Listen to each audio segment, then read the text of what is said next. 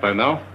Give him a little time. Let him enjoy his goose pimples. Colonel, do you really prefer this procedure to our usual methods? Well, I would say with intellectuals, the mental approach is sometimes more effective and much quicker.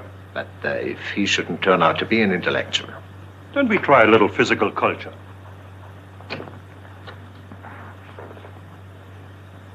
Colonel, I don't want to hurry you, but do you think it'll be much longer? Oh, did you get bored? No. I tried to open up a conversation with your friend in there, but he seems to be dead. No, really. Let's go and see.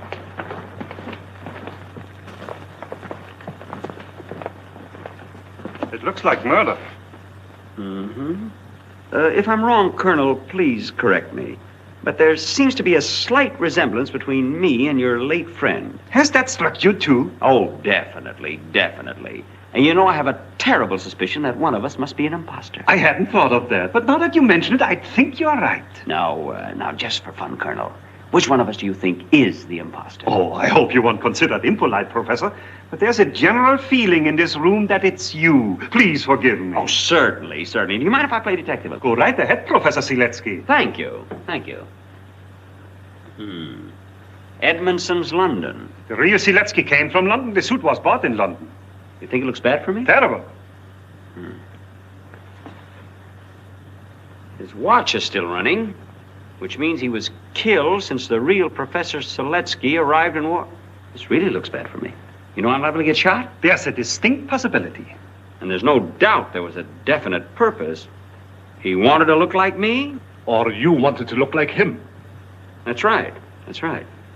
Our hair is cut alike, and even the shape of our beards is somewhat similar. Not similar, exactly alike. How long did you know each other?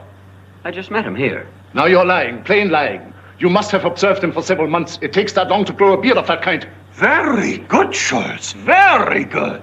Excellent, Schultz. Except you forget I may be wearing a false beard. Very funny. No, Professor, I tell you a better story. Maybe he is wearing a false beard. Oh, I hardly think so. Then why don't you convince yourself? Why don't you pull his beard?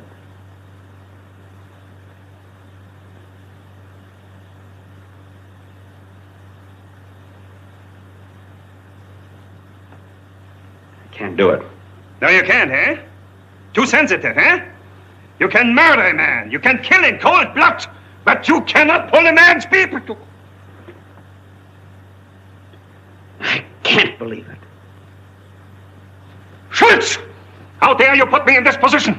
I can't rely on anybody. But, Colonel, you gave the order yourself. Shifting the responsibility on me again? That's all, Schultz. Goodbye, gentlemen.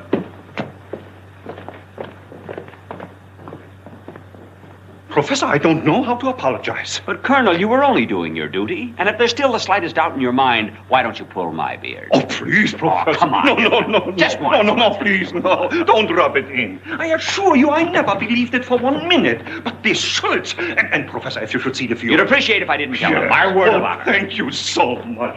And now the most important thing is to get you to London as quickly as possible. With Mrs. Stewart? Oh, yes, of course. Anything you say, Professor. Get me the airport.